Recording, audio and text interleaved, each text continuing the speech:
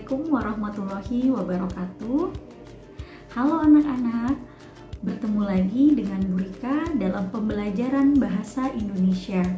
Senang sekali hari ini Bu Rika dapat bertemu lagi dan memberikan ilmu baru kepada kalian dalam pembelajaran bahasa Indonesia hari ini. Di tengah pandemi COVID-19 yang masih terjadi di Kota Balikpapan dan mengharuskan kita untuk tetap belajar dari rumah, Ibu berharap kalian tetap semangat dan tekun dalam belajar. Nah, anak-anak, marilah kita awali kegiatan pembelajaran kita hari ini dengan berdoa bersama-sama menurut agama dan kepercayaan masing-masing. Berdoa dimulai.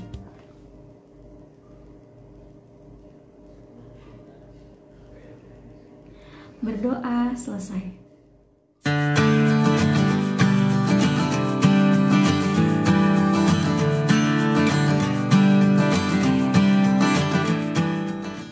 Dalam pembelajaran sebelumnya, kalian telah mempelajari teks deskripsi dan juga teks cerita fantasi, di mana masing-masing teks memiliki karakteristik dan tujuan yang berbeda-beda.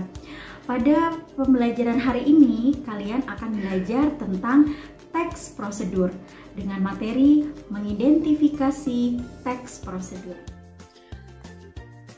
Kompetensi dasar dalam pembelajaran hari ini adalah 3.5 mengidentifikasi teks prosedur tentang cara melakukan sesuatu dan cara membuat atau cara memainkan alat musik atau tarian daerah, cara membuat kuliner khas daerah dan lain-lain dari berbagai sumber yang dibaca dan didengar.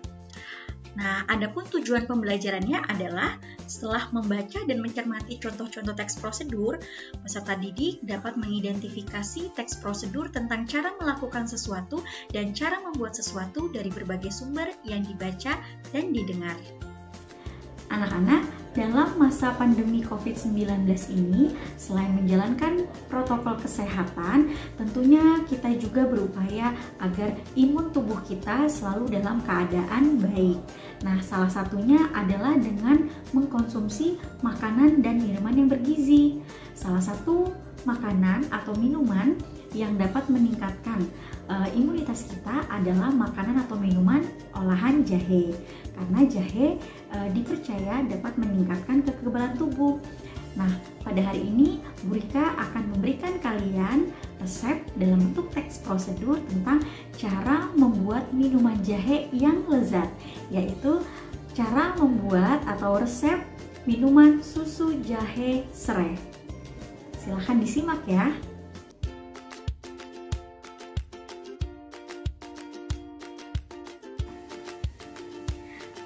Nah, ini adalah bahan-bahan untuk membuat susu jahe serai. Yang pertama adalah susu kental manis, nanti kita gunakan 3 sendok makan. Kemudian serai ya, 1 buah serai. Kemudian ini adalah 1 ruas jahe yang sudah dibakar, kemudian dicuci dan digeprek ya. Kemudian air panas, gelas atau cangkir, dan sendok. Nah, cara membuatnya adalah pertama kita tuangkan terlebih dahulu 3 sendok ya susu kental manis.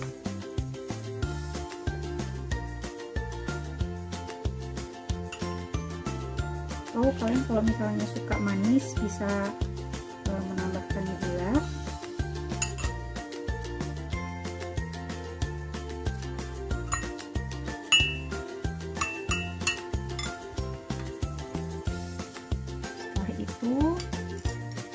Masukkan jahe yang sudah dibakar dan digeprek, lalu kita tambahkan 1 buah serai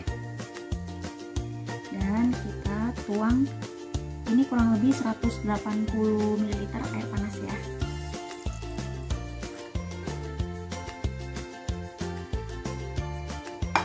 Kemudian aduk hingga merata dengan menggunakan serai ini.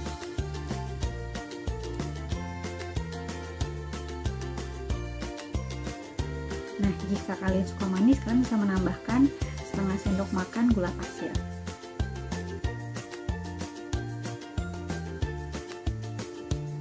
Aromanya sangat menggiurkan ya, ini aroma jahe dan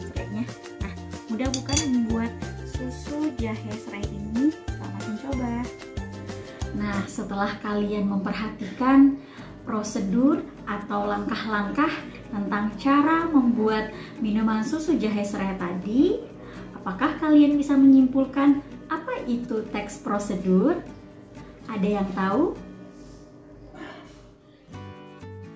Nah, jadi teks prosedur adalah teks yang berisi tujuan dan langkah-langkah yang harus diikuti agar suatu pekerjaan dapat dilakukan. Cara membuat minuman susu jahe serai yang tadi sudah kalian cermati adalah salah satu contoh teks prosedur cara membuat sesuatu.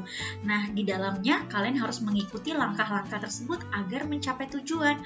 Tujuannya adalah untuk menghasilkan minuman susu jahe serai yang menyehatkan. Jadi teks prosedur itu isinya adalah langkah-langkah ya atau petunjuk yang harus diikuti agar sebuah tujuan dapat tercapai. Nah, teks prosedur itu disebut juga dengan bahasa petunjuk. Kalian bisa menemukan teks prosedur di sekitar kalian loh. Kalian bisa menemukannya di buku resep masakan, kemudian di dalam beberapa kemasan makanan cepat saji, juga kalian bisa melihat petunjuk cara mengolah makanan tersebut. Selain itu, di tempat-tempat umum ya, kalian juga mungkin menemukan bahasa petunjuk yang memberikan arahan atau panduan agar kita melakukan sesuatu sesuai dengan arahan tersebut. Nah, biasanya juga kalian bisa melihat bahasa petunjuk ini di poster-poster. Biasanya di sekolah ada poster-poster ya, misalnya cara mencuci tangan dengan baik dan benar. Nah, di dalamnya kan ada langkah-langkah. Itu disebut juga dengan teks prosedur. Nah, apa sih tujuan dari teks prosedur? Teks prosedur bertujuan untuk menjelaskan bagaimana mengerjakan sesuatu, membuat sesuatu, atau menggunakan alat dengan langkah-langkah yang urut dan memudahkan pembaca atau pendengar agar tujuan dapat tercapai. Sehingga di dalam teks prosedur itu kita benar-benar harus mengikuti langkah-langkahnya yang sesuai agar kita dapat mencapai tujuan yang diharapkan. Nah, jenis-jenis teks prosedur berdasarkan tujuannya itu ada 3. Yang pertama, teks prosedur untuk memandu cara menggunakan suatu alat. Yang kedua, teks prosedur untuk memandu cara membuat sesuatu. Dan yang ketiga adalah teks prosedur untuk memandu cara melakukan suatu kegiatan. Di mana dari masing-masing jenis teks prosedur ini nanti objeknya juga pasti berbeda-beda. Nah, perhatikan contoh berikut ya.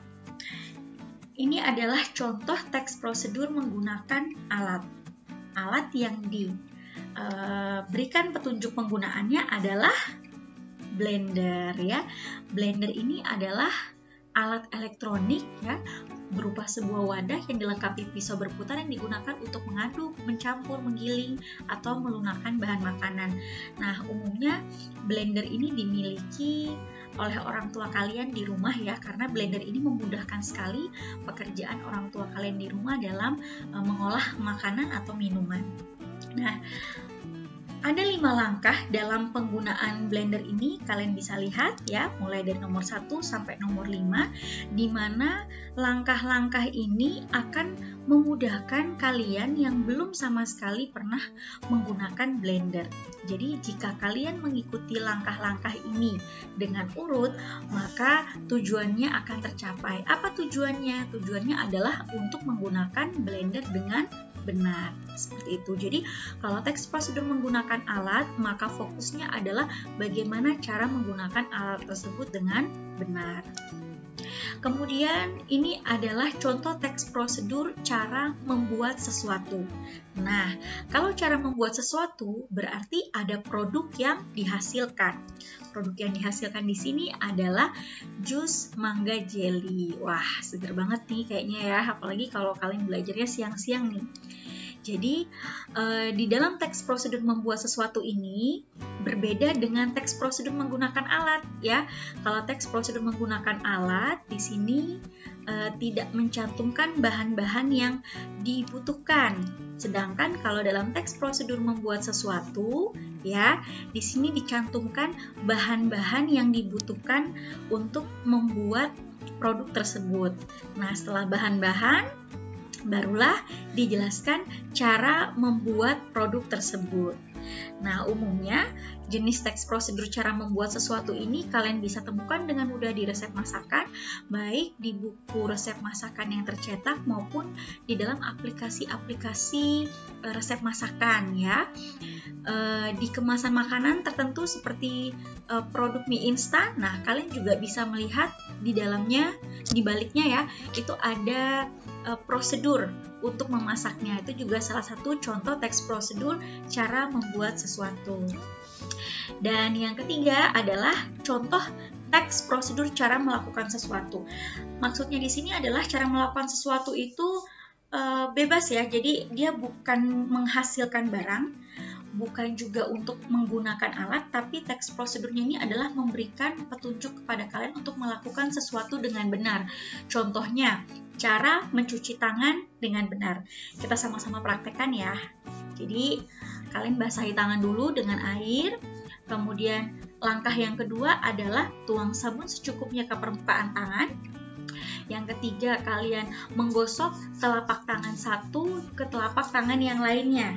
Ya, kemudian yang keempat adalah kalian menggosok punggung tangan, ya, punggung tangan. Kemudian yang kelima adalah membersihkan sela-sela jari, ya, sela-sela jari. Kemudian menggosok punggung jari ke telapak tangan dengan posisi jari saling bertautan, ya.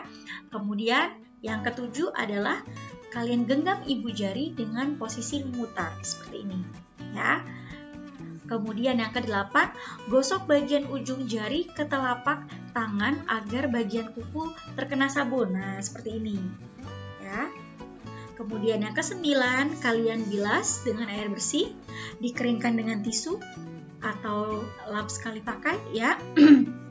Kemudian gunakan tisu untuk menutup keran, terutama jika kalian menggunakan pencucian tangan di tempat umum. Nah, setelah itu barulah tangan kalian benar-benar bersih. Nah, anak-anak, untuk prosedur melakukan sesuatu ini, kalau prosedurnya kalian lakukan secara acak, maka tujuannya tidak dapat terpenuhi. Misalnya, kalian akan mencuci tangan. Jika kalian menggunakan sabun dulu kemudian air, maka hasilnya akan kurang maksimal, karena prosedur yang benar adalah membasuh tangan dulu dengan air, kemudian baru memberikan sabun, seperti itu ya. Nah, berikutnya Bu Rika akan menjelaskan tentang ciri-ciri teks prosedur. Ciri-ciri teks prosedur ada 7. Yang pertama, teks prosedur berisi langkah-langkah. Seperti yang kalian pelajari tadi, bahwa di dalam teks prosedur harus memuat langkah-langkah yang berupa panduan untuk menggunakan alat, melakukan sesuatu, atau membuat sesuatu. Yang kedua, teks prosedur itu juga harus bersifat informatif. Informatif itu artinya memberikan informasi kepada kita selaku pembaca atau pendengar. Yang ketiga, dijelaskan secara terperinci. Nah, ini ciri yang menonjol ya dari teks prosedur, bahwa teks prosedur itu harus dijelaskan secara terperinci. Misalnya, ini ada teks prosedur cara membuat sesuatu, maka harus dirincikan bahan-bahannya dengan jelas berapa takarannya. Misalnya akan membuat jus mangga tadi ya, berapa buah mangganya, berapa sendok gulanya, berapa banyak airnya, dan seterusnya. Itu adalah ciri bahwa teks prosedur harus dijelaskan secara terperinci. Kemudian ciri yang keempat adalah teks prosedur itu harus bersifat objektif. Yang kelima, dalam teks prosedur harus menggunakan kalimat yang jelas, singkat, dan logis. Jadi teks prosedur itu tidak boleh menggunakan bahasa yang terlalu panjang ya, kalimat terlalu panjang, karena nanti akan membingungkan pembaca untuk mengikutinya. Jadi harus menggunakan bahasa yang jelas, singkat, dan logis atau masuk akal. Kemudian yang keenam, di dalam teks prosedur terdapat langkah yang berkelanjutan disertai penjelasan. Maksudnya urut-urutannya itu harus jelas. Misalnya setelah kita menyiapkan bahan, apa yang harus kita lakukan? Itu adalah kegiatan yang berkelanjutan. Dan yang ketujuh adalah teks prosedur harus bersifat universal atau bersifat umum. Demikian penjelasan Bu Rika tentang teks prosedur.